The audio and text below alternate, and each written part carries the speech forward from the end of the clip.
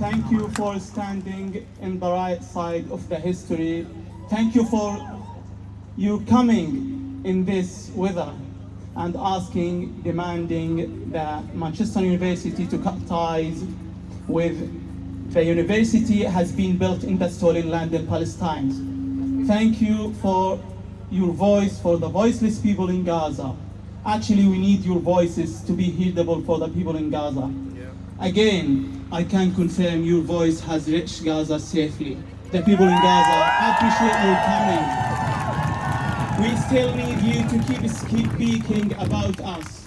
We will never give up. We will never stop until the liberation of Palestine. And always remember, your steps in this marching, it is the first step of the liberation of Palestine.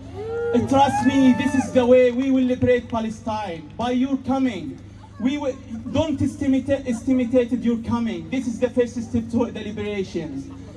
Everyone must doing what he has do by boycotting.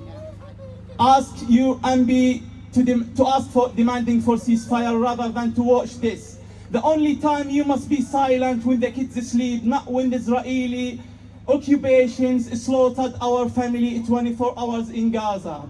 This tough time, this moment while the Israeli occupation killed our family and getting the weapons from the UK and the British factories here has been built, and this is against the humanity to be these factories providing and producing weapons to be tested in our family in Gaza. I lost 7 members so far, and we still does not know what the next will be. We still watching this atrocity not only against the humanity in Gaza, against the whole world. And remember always, the liberation of Palestine will be the liberation for the rest of the world. By demanding our government to take a serious step and to stop this genocide in Gaza. They are the criminal. You are standing in the right side of the history. Our demand is very simple: to save the humanity in Gaza, to stop this genocide. This is ethnic cleansing. They killed so far more than 40,000. Just remember today the 210 days since this genocide started in Gaza. No one could handle or be able to bearable these scenes and this video. It is become from the Gaza. We seen the bones of the kids crushed under the rubble. We seen lots of mascara, lots of I lost the word. I'm beyond the word to talk anymore about these things. These things, it is became familiar, and you have seen many videos of these things in the videos.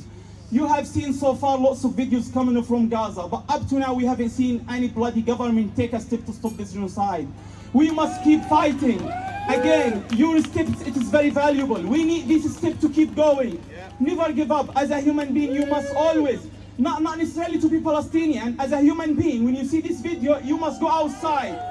You must protest and marching and ask the government to take a step and to stop this genocide, stop the occupation. In West Bank, there is no Hamas, nothing. So far, they killed more than 500 since 7th of October. What about these people, these houses? It's been occupied by the Zionists. Somebody take your property without your permission. Who authorized this bloody person to take your property? What kind of law they rely on it? They get the power. They've been enabled by the bloody enablers in the world, US and UK, the Western country. They give them the power to do this for us. Without the Western complicity, trust me, Israel wouldn't be able to do this for us so far. They will never be able to do this for us so far. So as a student in the UOM University, you must be demand and ask for cut ties with the university has been built in the stolen land in Palestine. Everyone in his field, you will see anything standing with Israel, we must cut it. We must cut these ties. We must demanding anything. Those criminals, this minister against the humanity, they didn't see us as a human being in Gaza so far. We've been in 17 years under the occupation, under the siege, sorry, Gaza has been in siege for 17 years. Under the occupation for 76 years so far. What's the next?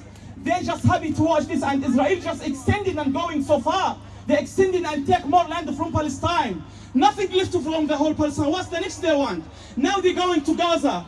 And they're misusing and take advantage. They take excuse like they want to get rid of from Hamas. They not want to get rid of from Hamas. They want to get rid of from the humanity in Gaza. That's not what they want.